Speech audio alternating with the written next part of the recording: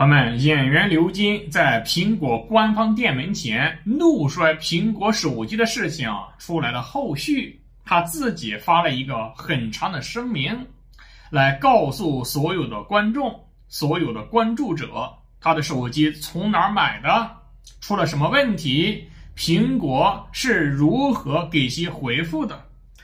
下面呢，有很多网友对他进行了评论，我看了一下，大部分都是批评刘金的，有的质疑你是否是在真正的苹果官方店购买的？你买的是不是翻新机有的直接质疑你刘金就是来蹭流量，说演技不行，但戏却挺多。朋友们，首先呢，这部手机是 iPhone 13 Pro Max， 他当时花了8699元来购买，但是这一次维修直接给他报价是6960块，也就大约7000块了。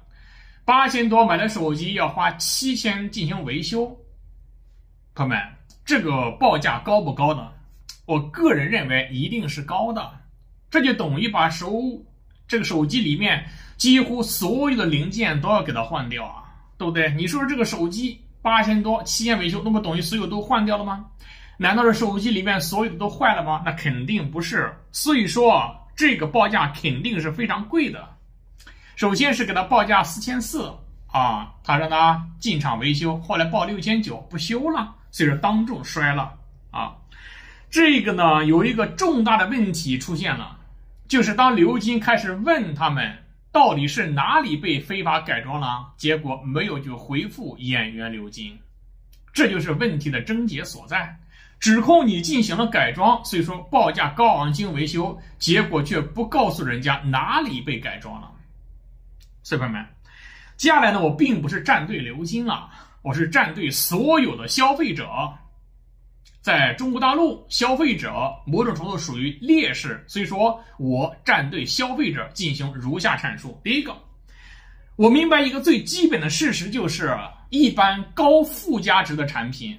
通过卖这个产品本身，他赚的钱往往不是最多的，而是靠后续绑定的其他服务才是他赚钱的大头。你比如苹果手机，让你去购买其他的软件，购买其他的配套产品，那个才是他赚钱的东西，是不是？所以说他的售后，他的维修是他赚钱的大头，这个我们完全明白。一个更加明显的例子就是在于汽车，尤其是一些比较高档的汽车，他真正卖给你这辆车不赚多少钱，但是他可以绑定你接下来至少3年左右的维修及保养，这是他赚钱的大头这可比卖车赚钱多了。因为现在的中国大陆汽车一般3年10万公里，对不对？保修质保嘛，这3年之内一般而言，这人都不会到其他的街边小店进行保养，都会在 4S 店，以免出问题之后他和你扯皮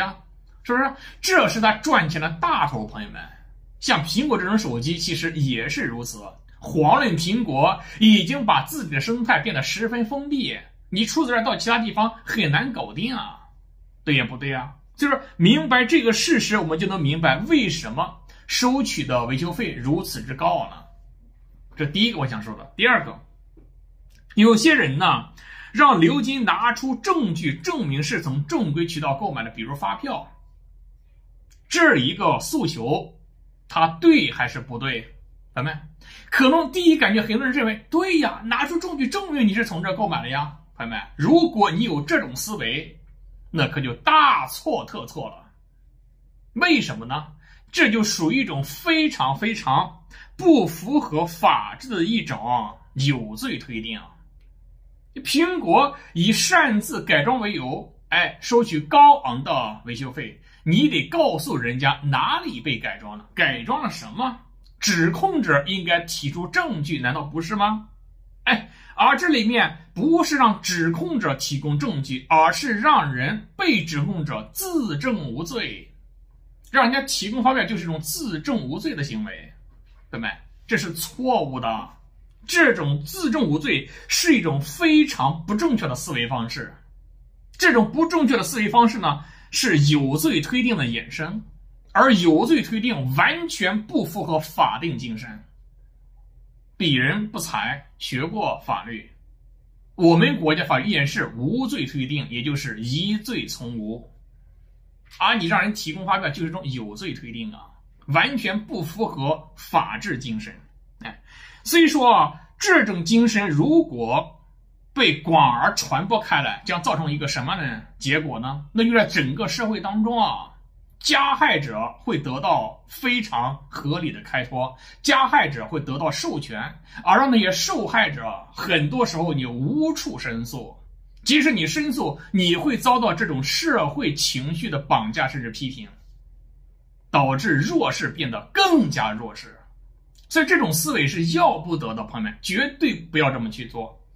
而其实这种现象在我们社会当中绝不是个别案例，非常普遍啊！你得提供证据证明你什么什么什么什么，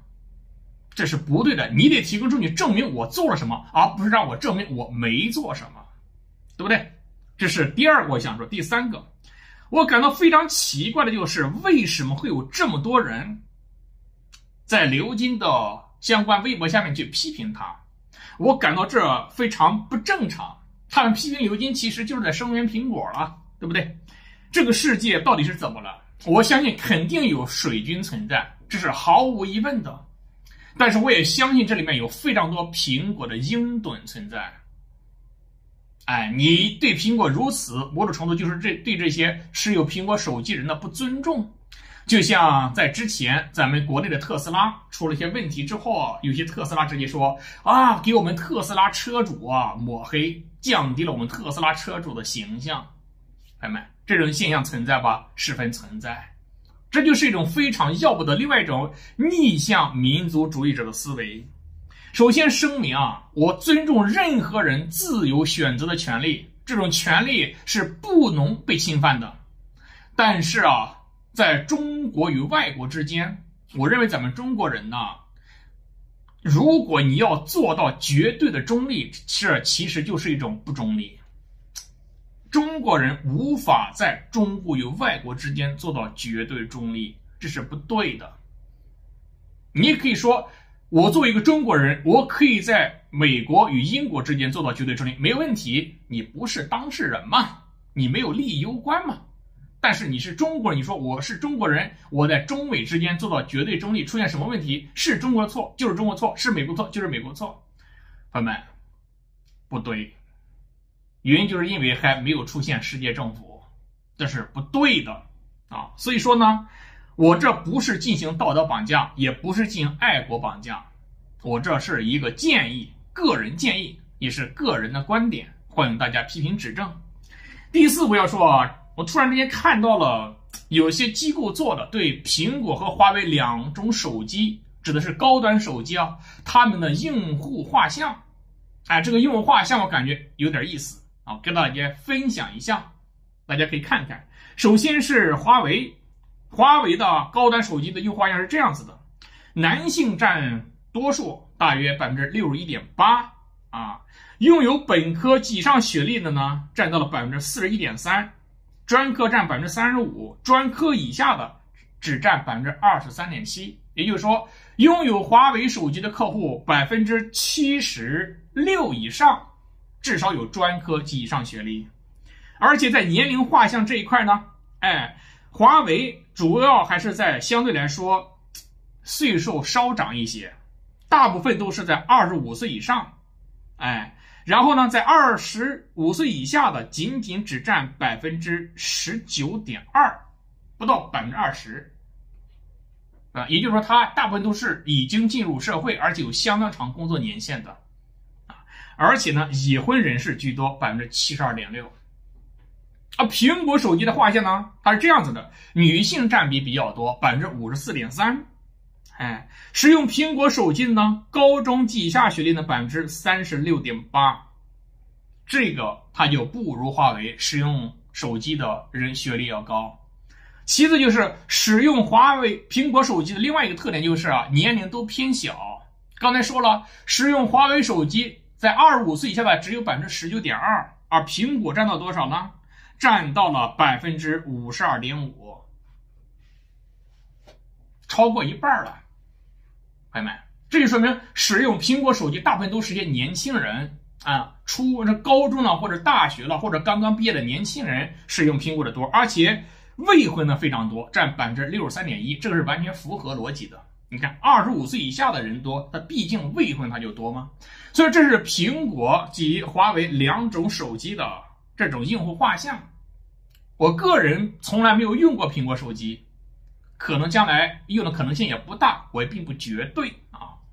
我也没有对苹果客户进行过深入研究，我不是很明白。反正我知道我一直用的是华为为主流，以国产为主流了啊。在这种情况之下呢，可能在我的观众当中也有很多人使用苹果手机，尤其是境外的观众可能使用的更多。你们来去看一看，在你们的社会当中是否有这种现象存在啊？这只是一个分享。接下来我要再分享一个笑话，这个笑话呢比较好玩，近期呢在中国大陆的坊间流传甚广，是这样子的，说自从华为高端手机出来之后，有一个人发现在中国的酒吧或者 KTV 啊出现了两种现象，那就是坐着的在那享受服务的大部分拿的都是华为手机，而站着的提供服务的大部分都是拿着苹果手机的。这个是一个笑话，是真是假我不知道啊，朋友们可以自行做判断。总之我要表达的观点其实非常非常的简单，那就是我支持国货，只有大量的人开始使用国货，它才能够有更多资金投入研发，才能持续为大家提供更高质量更高层次的产品，不是吗？如果苹果卖得非常差，它没有能力进行大量研发，苹果手机也不会走到现在这个程度。所以说咱们现在呢回归理性，回归一个中国人该做的事情，有自由选择的权利，但是呢咱们内心当中稍微倾向一点咱们自己的国家，这是没错的吧。